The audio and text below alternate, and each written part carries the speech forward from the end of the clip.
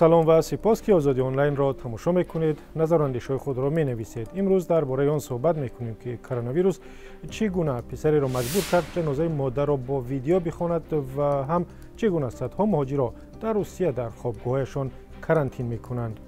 شما نیز میدانید که کرونا ویروس درهای کشورهای زیادی را بروی هم بست. هواپیماها را از پرواز باز داشت و حالا مثلا از روسیه نه هواپیمای به تاجیکستان میپرد نه قطار یا ماشین میرود.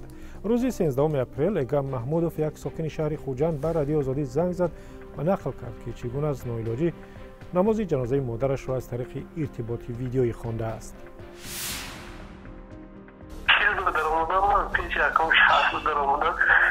از مسافری از مسافر پای مادر پیرم چشم چون شد ولی گذشت رفتن نتونستید. همتون یعنی هم از طریق ویدیویی در جنازهشون شرکت کردید؟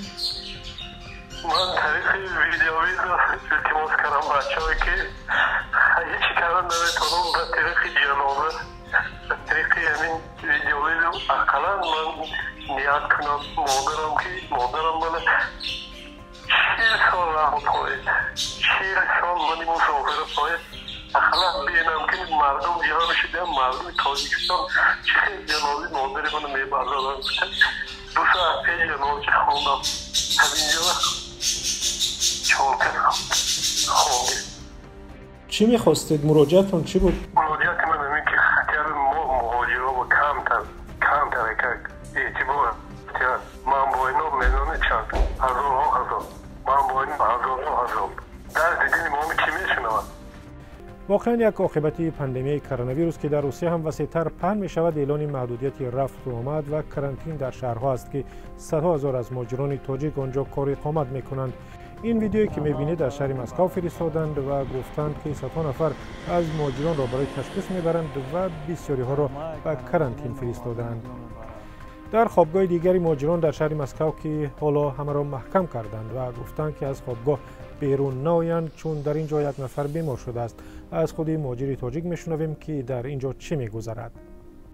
این ما در شهر مسکو ما رو کرانتین گفتند، همه جا رو محکم کردگی. همین شب گفتند و پیش بیرون برآمدن نمی‌زیا.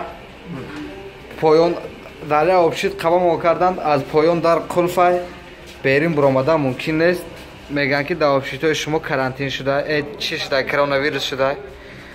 اینجا قریب 50 تاجیکه همینجا هم از جا شدگی. این یک کاملت ما همینجا. با وجود ترس و بیماری و اضطراب و تشویش از آینده خود در روسیه، مهاجران تاجیک طبع شوخ خود را نگه داشتند. یکی یک جوان تاجیک به ما فرستاد مثال روشن شوخ طبعیان هاست.